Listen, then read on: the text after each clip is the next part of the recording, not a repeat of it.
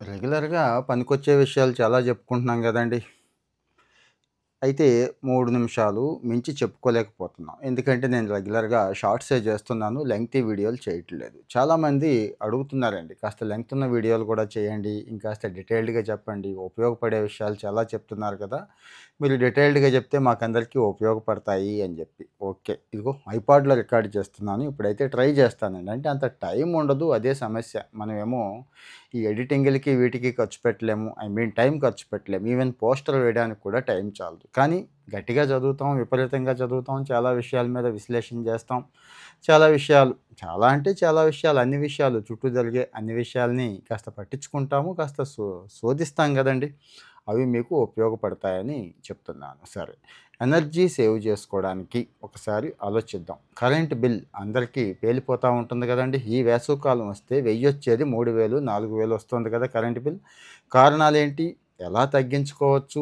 ఏమేమి చిన్న చిన్న పొరపాట్లు చేస్తున్నాం గదా! ఇవి చాలా ఇంపార్టెంట్. ఎందుకంటే జస్ట్ ఎనర్జీ సేవింగ్ అనేది మనకి రూ. 4 మిగల్చడమే కాదండి. ఒక యూనిట్ ఎనర్జీని మనం అంటే అనవసరంగా వృధా అయిపోతున్న ఎనర్జీని ఆదా చేయగలిగితే దేశానికి కూడా చాలా సేవ చేసిన వాళ్ళం అవుతామండి. ఎందుకంటే ఒక యూనిట్ ఎనర్జీ ప్రొడ్యూస్ చేయడానికి అక్కడ ఎంత ఎంత ఖర్చు అవుతుందో తెలుసా?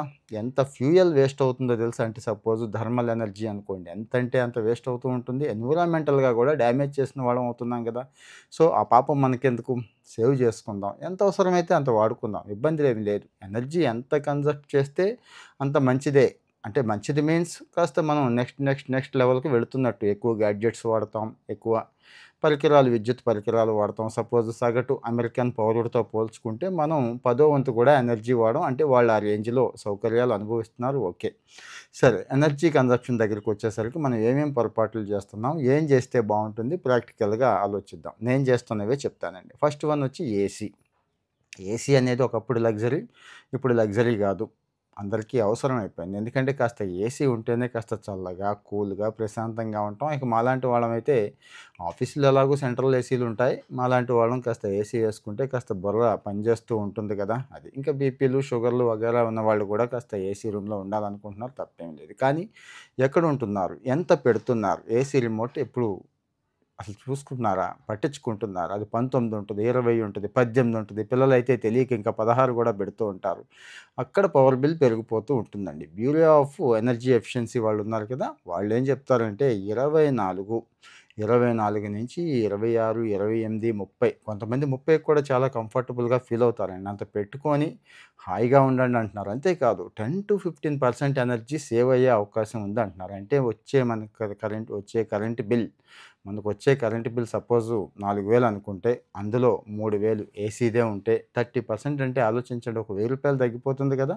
అంటే చిన్న లెక్కకే ఇంతున్నప్పుడు ఏసీ ఇంపాక్ట్ ఎంతుంది? సో, అంతే పెట్టుకోండి. లేదండి మాకు సరిపోవట్లేదు అంటారు కొంతమంది. ఎందుకు సరిపోదు? ఫ్యాన్ ఏసుకోండి. ఫ్యాన్ కూడా చక్కగా లో స్పీడ్ పెట్టుకోండని చెప్తున్నారు. తక్కువ స్పీడ్ ఫ్యాన్ పెట్టుకొని ఏసీ వేసుకుంటే చాలా వరకు అదే పరిష్కారం. అలాగే మోడ్ ఉంటుందండి. స్లీప్ మోడ్ అని ఒకటుంటుంది. దాన్ని ఆన్ చేసుకోండి. అంటే అంతే ఉండేలాగా ఫిక్స్ చేసేసుకోండి. పిల్లలకి కూడా చెప్పేసేయండి. చైల్డ్ లాక్ పెట్టేయండి అవసరమైతే. 24-30 మధ్యే మన ఏసీ ఉండాలి అని చెప్పగలిగితే మంచిది. అలాగే రూమ్ గూడా ఒకసారి చూసుకోండి. ఏసీ ఎంత మంచి ఏసీ పెట్టుకున్నా గానీ, ఈ రూమ్‌లోంచి బయటకి పోతుంటే ఉపయోగం ఏముంది? సో, బ్లైండ్స్ గానీ, కర్టెన్స్ గానీ ఎలా ఉన్నాయి? కాస్త గోడలుంటాయి. అందరూ కూడా మరి ఏమాత్రం ఫినిషింగ్ ఇచ్చారో తెలీదు. వాల్ పేపర్‌లు పెద్ద ఖర్చేం ఉండదు. 4000 ఖర్చు పెడితే గోడలన్నీ గూడా వాల్ పేపర్ వచ్చేస్తుంది. అంటే ఏసీ ప్రొటెక్ట్ అవుతుంది. సేవ్ అవుతుంది. వేస్ట్ అవ్వకుండా ఉంటుంది. సో, కర్టెన్స్ వాడే విషయంలో అంటే పూర్తిగా వేసుకోవడం, తలుపులు, కిటికీలు బయటికి గాలి వెళ్ళకుండా చూసుకోవడం ఇది కూడా ఇంపార్టెంట్ కదా! ఇది చూసుకోండి. అలాగే సాయంత్రానికి మళ్ళీ చక్కగా ఓపెన్ చేసేసి బయట నుంచి గాలిని తీసుకోండి. ఏదో ఒక టైంలో కనీసం ఒక 4 గంటల టైంలో అది ఓపెన్ చేయండి. లేకపోతే తెలుసు కదా! చీకటి కొట్టులైపోతాయి. లేనిపోని రోగాలను మళ్ళీ మనం తెచ్చుకున్న వాళ్ళం అవుతాం. ఇది గుర్తుంచుకోండి ఏసీ విషయంలో. అలాగే స్టార్ రేటింగ్ అండి. అంటే ఏసీ గావచ్చు, ఫ్రిడ్జ్ గావచ్చు, కూలర్ గావచ్చు ఏదైనా గానీ తక్కువకొస్తాయి. 2 స్టారు, 3 స్టార్ అయితే చాలా తక్కువకొస్తాయి. 30-40% డిఫరెన్స్ ఉంటుందండి. ఇది 30,000 ఉంటే అది 20,000 వస్తుంది కదా! అని చెప్పి ఆవేశపడి కొనేస్తాం. కానీ ఏదో గంప లాభం చెల్లి తీసిందని చెప్పి ఈ డబ్బంతా గూడా అక్కడ పెట్టాల్సొస్తుంది. దీనికి 4, 5 రెట్లు కూడా పెడతామండి. కరెంట్ బిల్ ఒకసారి చెక్ చేసుకోండి. ఇక్కడ కూడా 30% వేరియేషన్ ఉంటుందండి. అంటే ఒక 5 స్టార్ ఏసీ అనేది 100 యూనిట్లు కాలిస్తే అదే 2 స్టారు, 3 స్టారు 130, 140 యూనిట్లు కాలుస్తుంది. అంటే ఒక నెలకే ఎంత తేడా ఉంటే సంవత్సరానికి కనీసం వస్తువుని 5, 6 సంవత్సరాలు, 10 సంవత్సరాలు వాడేవాళ్ళు కూడా ఉన్నారు కదా! ఎంత లాస్ అవుతున్నామో ఒకసారి చెక్ చేసుకొని ఎనర్జీ సేవింగ్ ఉన్నటువంటి 5 స్టారే వాడండి. ఇది ఒక ఏసీ విషయంలోనే కాదు. అన్నిటికీ అప్లై అవుతుందండి. అంటే వాషింగ్ మెషిన్ తీసుకున్నా, ఫ్రిడ్జ్ తీసుకున్నా, ఇక ఎలక్ట్రికల్ అప్లయెన్సెస్ ఏవి తీసుకున్నా 5 స్టార్‌కే వెళ్ళండి. ఈ పొరపాటు చేయొద్దు. ఒక రూపాయి ఎక్కువైనా పర్వాలేదు. అంటే గంప లాభం చిల్లి తీసేస్తుందని చెప్పాను కదా! అది చూసుకోండి. తర్వాత ఫ్యాన్స్ అండి. ఇంకా రెగ్యులర్‌గా ఫ్యాన్స్ ఉంటూనే ఉంటాయి, తిరుగుతూనే ఉంటాయి. ఆపితే ఆపుతారు, లేకపోతే లేదు కదా! ఇప్పుడు ఫ్యాన్స్ కూడా కొత్త ఫ్యాన్స్ వచ్చినాయండి. బీఎల్‌డీ ఫ్యాన్స్ అని వచ్చేసినాయి. డీసీ మోటార్‌తో తిరుగుతున్నాయి. చక్కగా రిమోట్ కంట్రోల్ కూడా వచ్చేసినాయి. బద్ధకం వేస్తే రిమోట్ కంట్రోల్‌తో చేయొచ్చు. ఎంత స్పీడ్ కావాలంటే అంతే స్పీడ్ పెట్టుకోవచ్చు. ముఖ్యంగా ఇక్కడైతే 60-70% ఆదా అవుతుందండి. ఏది ఈ బీఎల్‌డీ ఫ్యాన్స్ ద్వారా. పాత ఫ్యాన్స్‌ని కాస్త రీప్లేస్ చేసే టైం వస్తే చేసేసుకొని, ఈ ఫ్యాన్స్ అన్నీ మార్చేసుకుంటే ఇక్కడ చాలా ఆదా చేసుకునేవాళ్ళం అవుతాం. ఒకేసారి కాకుండా బడ్జెట్‌ని బట్టి చేసుకోండి. ఇంకొకటి ట్యూబ్ లైట్లండి. ఇవైతే ఏకంగా ఫ్యాన్స్ 60% ఈ 90% ఆదా అవుతాయి ఎల్ఈడీ. ఎల్ఈడీ మీకు తెలియనిదేముంది. పెద్దగా ఇంతకుముందు అసలు మన బిల్లంతా గూడా లైటింగ్ మీదే ఉండేది. ఇప్పుడు పూర్తిగా తగ్గిపోయింది ఎల్ఈడీ. అలాగని ఎల్ఈడీ గూడా అనవసరంగా ఖర్చు పెట్టాల్సిన పని లేదు. ఇప్పుడు అలెక్సా దగ్గర నుంచి అన్నీ వచ్చేసినాయి గదండీ! వాయిస్ కంట్రోల్ వచ్చేసినాయి. ఒక రూపాయి ఎక్కువైనా అవి తెచ్చుకుంటే మనుషులుంటేనే అంటే మనం కమాండ్ ఇస్తేనే పక్క రూమ్‌లో ఉన్న లైట్‌లను గూడా ఇప్పుడు కంట్రోల్ చేసే అవకాశం వచ్చింది. అలాగే స్విచ్ గేర్ గూడా చాలా వచ్చేసిందండి. ఏవి చక్కగా మనం వాయిస్తోనో లేకపోతే అవసరం లేదు అనుకుంటే అవన్నీ కంట్రోల్ చేసే స్విచ్ గేరు చక్కగా మార్కెట్‌లోకి వచ్చేసింది. అవి గూడా పెట్టుకోవచ్చు. టీవీ ఆఫ్ చేయడం దగ్గర నుంచి ఇవన్నీ కూడా. ఇంకొకటి ఎప్పుడు గూడా పవర్ సాకెట్‌లకి కొన్నుంటాయి మనకి. అది చార్జర్‌ల దగ్గర నుంచి ఏవేవో పెడుతూ ఉంటామండి పవర్ సాకెట్‌లకి. వాడట్లేదు కదా అనుకుంటాం గానీ, స్విచ్ ఆన్ చేసుంటే పవర్ కన్జంప్షన్ అవుతూనే ఉంటుంది. తక్కువే ఉండొచ్చు. కానీ అది 5-10% బిల్లుకి అవి కూడా కారణం అవుతూ ఉంటాయి. ఒకటికి 2 సార్లు చెక్ చేసుకోవాలి. పవర్ సాకెట్‌కి పెట్టేసి స్విచ్ ఆన్ చేసి ఉంచేస్తే జస్ట్ టీవీ ఆన్ చేస్తేనే అనుకుంటాం మనం. పవర్ వెళ్తూనే ఉంటుంది. కొంత కన్జంప్షన్ ఉంటుంది. తర్వాతొచ్చి ఫుల్ కెపాసిటీ వాడమండి మనం. ఏవి వాషింగ్ మెషిన్ ఉంది. Suppose for example 8 KG load ఉందనుకుందాం. ఆ రోజుకి బట్టలు 3 కేజీలే ఉంటాయి. దాన్నేసేస్తాం. అంటే ఒక రోజు ఆగగలిగితే 8 కేజీ లోడ్ ఎయగలిగితే ఎంతైనా అంతే పవర్. సపోజ్ 2 యూనిట్స్ కన్జంప్షన్ అయిందనుకోండి. 3 కేజీలకి ఆల్‌మోస్ట్ ఆల్ అంతే అవుతుంది. 8 కేజీకి అంతే అవుతుంది కాబట్టి, ఆ 8 కేజీలు లోడ్ అయ్యే వరకు ఇంకొక రోజు వేసుకోవడం ద్వారా పవర్ కన్జంప్షన్ అనేది తగ్గించుకోవచ్చు. ఇక ఫ్రిడ్జ్‌లు అవసరం ఉన్నా లేకపోయినా మెహర్బానీకి పోయి పెద్ద పెద్దవి డబుల్ డోర్ ఇంకా చాలా వచ్చేసినాయి గదండీ! అవి కొనేస్తున్నారు ఈ మధ్య కాలంలో. దానివల్ల మరి ఎంత ఉపయోగం ఉంది అని అంటే మీరే చెక్ చేసుకోవచ్చు. ఒకవైపేమో అవసరం లేనివన్నీ గూడా అందులో పెట్టేస్తాం. పెద్దదుంది గదని జెప్పి అయి తీసుకొని తింటాం. అదొక దరిద్రం. రెండోది ఖాళీగా ఉంటది లేకపోతే. పవర్ కన్జంప్షన్ తగ్గదు. జనరల్‌గా మీకు తెలుసు 160, 170 లీటర్స్‌తో స్టార్ట్ అవుతుంది. చిన్న చిన్న కుటుంబాలకి అయి సరిపోతాయి. మెహర్బానీ కోసం పోయి పవర్ బిల్ పెంచుకొని అందులో దాచుకున్న చెత్తంతా తినాల్సిన అవసరం ఏముంది? మరి ఇవి అంటే పవర్ విషయంలో, ఎనర్జీ కన్జంప్షన్ విషయంలో, పవర్ బిల్ విషయంలో మనం చేస్తున్నటువంటి ప్రధానమైన తప్పులు. ఇంకొకటి గూడా చెప్తానండి. మనం వెంటిలేషన్ ఎంత మంచి వెంటిలేషన్ ఉన్నా రానివ్వకుండా ఆపేస్తూ ఉంటాం. కాస్త ఇల్లు కట్టుకునేటప్పుడే లేకపోతే దాన్ని రీడిజైన్ చేసేటప్పుడే కాస్త గాలి, వెలుతురు వచ్చేదే మంచి వాస్తు అంటాం కదండీ! దాన్ని మించింది ఈ ఫ్యాన్లు, ఏసీలు ఏవి ఇవ్వలేవు. నేచురల్‌గా వచ్చే గాలి, వెలుతురు కాస్త వట్టి చేపలు తగిలించుకోవడం ఇలాంటివి కొద్దిగా చిన్న ఖర్చే ఉంటుంది. కానీ చాలా హెల్తీ చేంజ్ అవుతుందది. హెల్తీ అట్మాస్ఫియర్‌ని మనం బిల్డ్ చేసుకున్న వాళ్ళం అవుతాం. అలాగే కాస్త చల్లబరిచే మొక్కలు గూడా కొన్నుంటాయి.